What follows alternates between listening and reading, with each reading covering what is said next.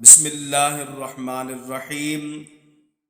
سامعین، اب سورہ طٰہٰ کا ترجمہ اور تفسیر سننے ہم جا رہے ہیں۔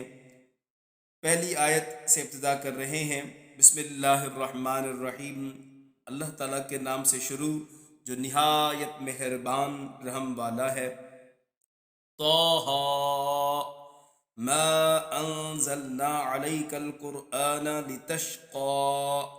طٰہٰ یہ حروف مقطعات میں سے ہے، مفسرین نے ان کے مختلف معنی بیان کی ہیں، لیکن اس میں سے ایک یہ ہے کہ یہ نبی کریم صلی اللہ علیہ وسلم کے مبارک اسماء میں سے ایک اسم ہے، نام ہے۔ جس طرح رب تعالیٰ نے محمد صلی اللہ علیہ وسلم، اللہ تعالیٰ نے نام رکھا حضور علیہ الصلوۃ والسلام کا، اسی طرح طٰہٰ بھی آقا علیہ الصلوۃ والسلام کا ایک نام ہے۔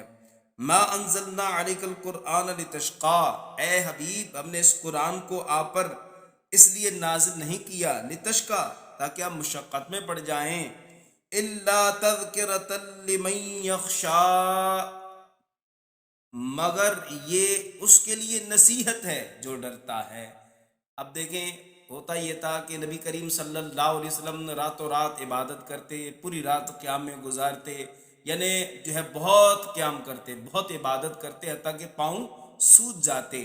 تو رب تعالیٰ کے فرشتے حضرت جناب سیدنا جبریل علیہ الصلوۃ والسلام نے رب کا یہ پیغام جو ہے لے کر آیا نبی آقا علیہ الصلوۃ والسلام کی بارگاہ رسالت میں، ما انزلنا علیک القرآن لتشقى، اے حبیب رب کے فرماتا ہے کہ حبیب ہم نے تم پر یہ قرآن اس لیے نازل نہیں کیا تاکہ آپ مشقت میں پڑ جائیں، بلکہ آپ جو ہے کم عبادت کریں، آپ مشقت میں نہ پڑیں۔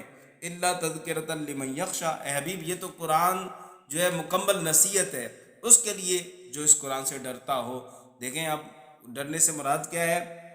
ہم اور آپ اپنی زندگی جو ہے کس طرح گزارتے ہیں کہ ہمیں پنجگانہ نماز کی پابندی کرنی ہے، جب ہم پر زکوٰۃ واجب ہو جاتا ہے، ہم صاحب نصاب ہو جاتے ہیں تو ہم جو ہے زکوٰۃ ادا کرتے ہیں۔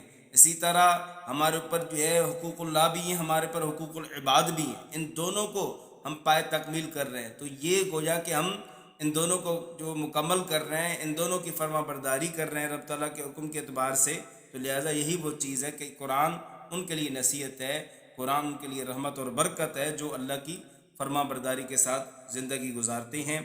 تنزیلا ممن خلق الارض والسماوات العلی، کہ اس کی طرف سے نازل کیا ہوا ہے جس نے زمین اور اونچے آسمان بنائے۔